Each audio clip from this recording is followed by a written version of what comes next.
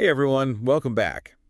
Today we're going to get into something that might sound a little bit dry at first, but trust me, it's important. We're talking about UK sponsor license compliance. Yeah, And, it's one of those things where it might not seem like a big deal, but if you mess this up, it could have some serious consequences, especially if you're trying to hire people from overseas. absolutely. I mean, imagine you found the perfect person for your team, someone who can really take your business to the next level. Right. But then, there's this one little clause in your contract that completely messes up your ability to sponsor them Yeah, or to sponsor any foreign workers for that matter. exactly. And that's what we're going to dive into today. Yeah, it's like a hidden trap. It is. It is. So the Home Office, they updated their guidance, end of 2024, and they really cracked down on how employers handle certain sponsorship costs. Mm-hmm. And we've actually got this fantastic article by Sukhvinder Singh NARA. He's the founder at NARA Solicitors, and he lays it all out really clearly. Yeah, he's a real expert in this area. Yeah, absolutely. So what we're going to do today is unpack these key changes, figure out why they matter, and most importantly, how to stay on the right side of the law. Yeah, because the consequences can be really, really serious. Okay, so let's get right into it. One of the things that really jumped out at me from the article is this thing about, December 31st, 2024. That's the deadline, right? Mm-hmm. Employers can no longer pass on certain sponsorship costs to their workers. Like, it's explicitly forbidden now. Right. And it's interesting because passing on the immigration skills charge was already prohibited before. Right. But these updates, they really make the restrictions on the other fees, like the sponsor license fee and the certificate of sponsorship fee, they make it much more explicit. So there's no room for, wiggle room anymore. Exactly, exactly. And the penalties are much harsher now as well. Okay, so let's talk about those consequences. What happens if a business, if they slip up, if they get caught not following these rules? Well, I mean, the Home Office has a lot of power in this area. They can give you a warning, of course, and then there are financial penalties. Right. But they can also suspend your sponsor license, Wow. which means you can't sponsor any new foreign workers for a period of time. So even if you've got, a project that's depending on someone, Exactly. you're just stuck. You're stuck. And then, in the worst case scenario, they can actually completely revoke your license. Oh, wow. Which means all your sponsored workers have to leave the UK or find a new sponsor. I mean, that could cripple a business. Absolutely.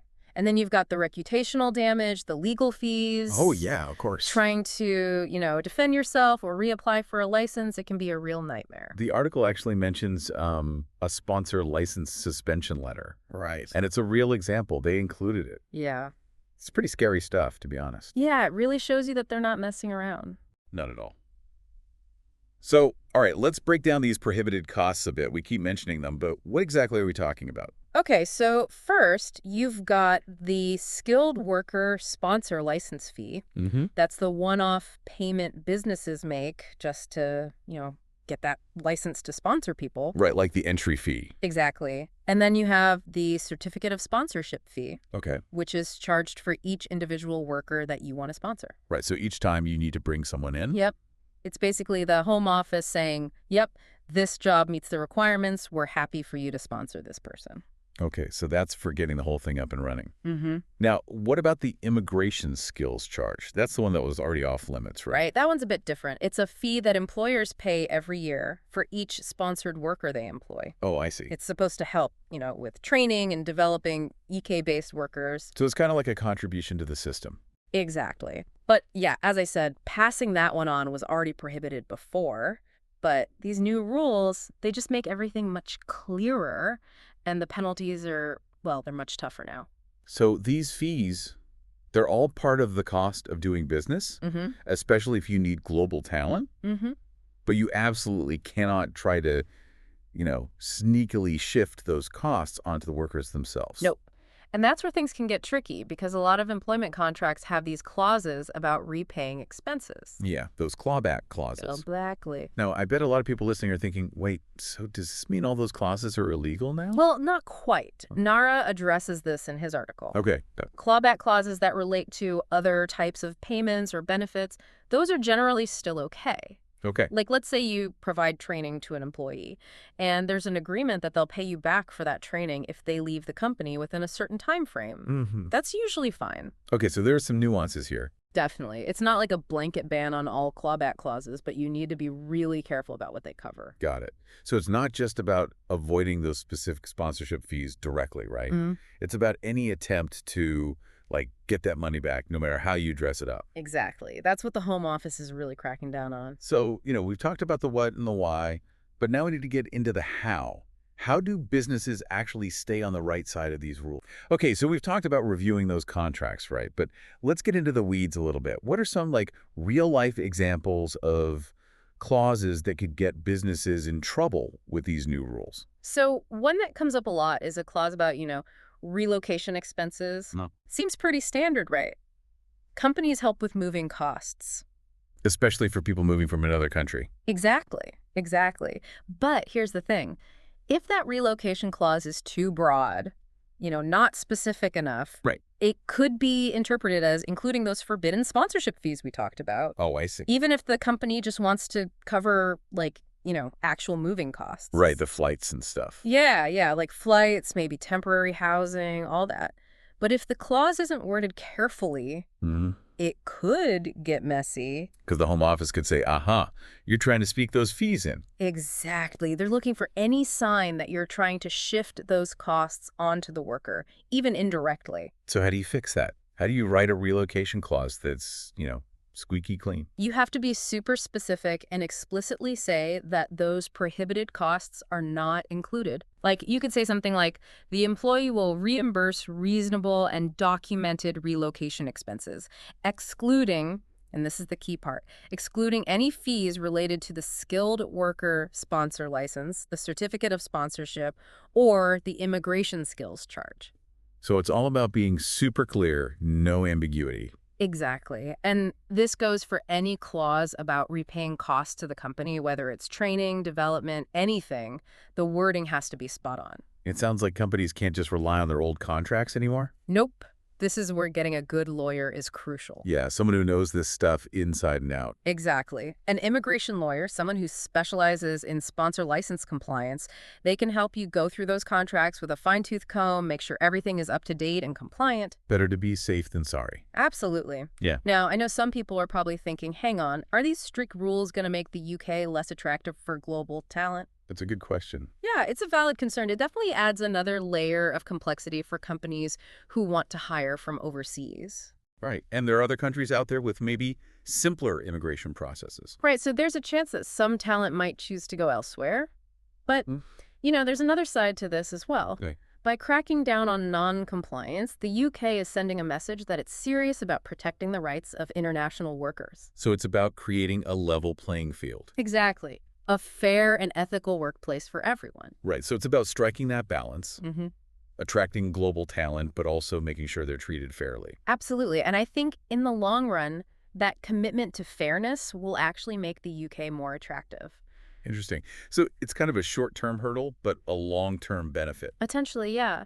It's about building a reputation as a place where global talent can thrive, not just professionally, but also personally. It's about more than just getting a visa. It's about feeling welcome and valued. Precisely.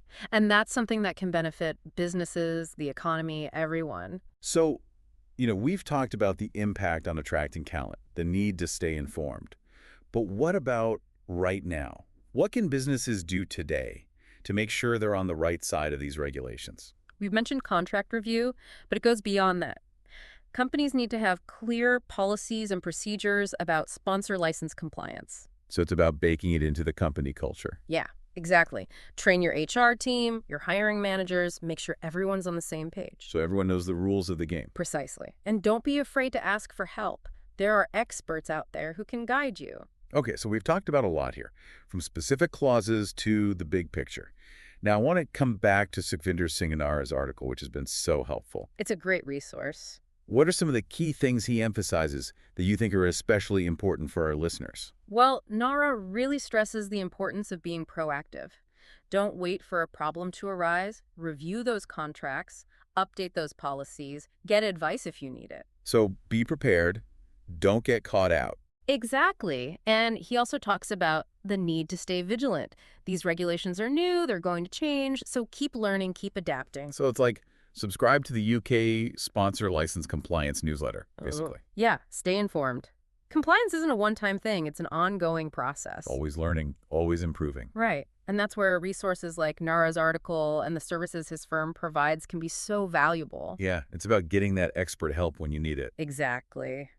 So we've covered a lot of ground, from those tiny contract details to the big questions about the UK's global talent strategy. We've talked about how to stay compliant, the importance of building a culture of compliance.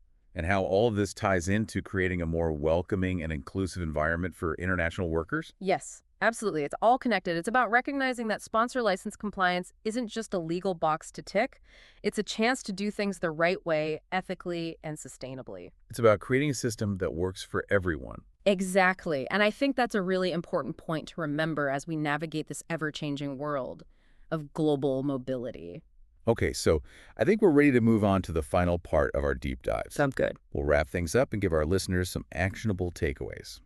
All right, so we've really gone deep on UK sponsor license compliance, haven't we? We have. It's been a lot to unpack, from those little contract clauses to the big picture stuff. Yeah, like how these changes could actually reshape how the UK attracts global talent. Exactly. But before we wrap up, I want to make sure our listeners walk away with, some key takeaways, something they can actually use.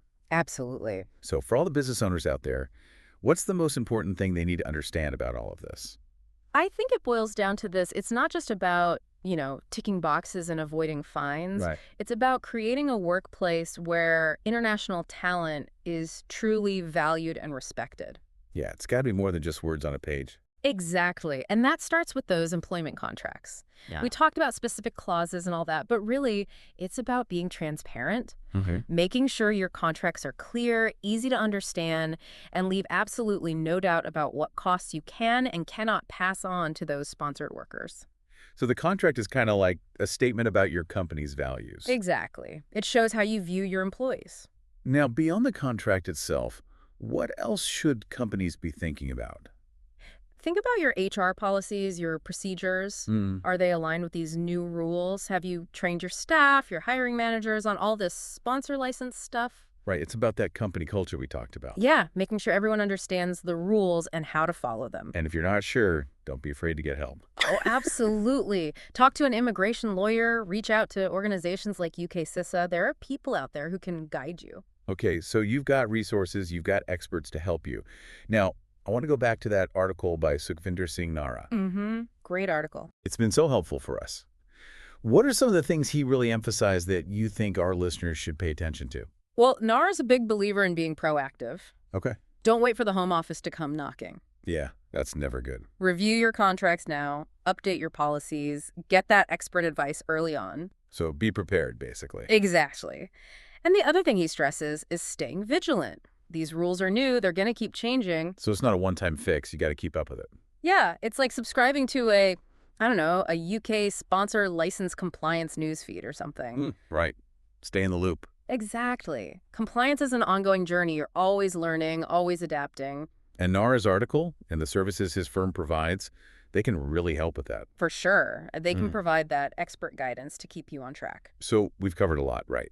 Those tiny details, the contracts, the big picture stuff about global talent, how to stay compliant, how to build that culture of compliance. And how it all connects to creating a better, more inclusive environment for international workers in the UK. Exactly.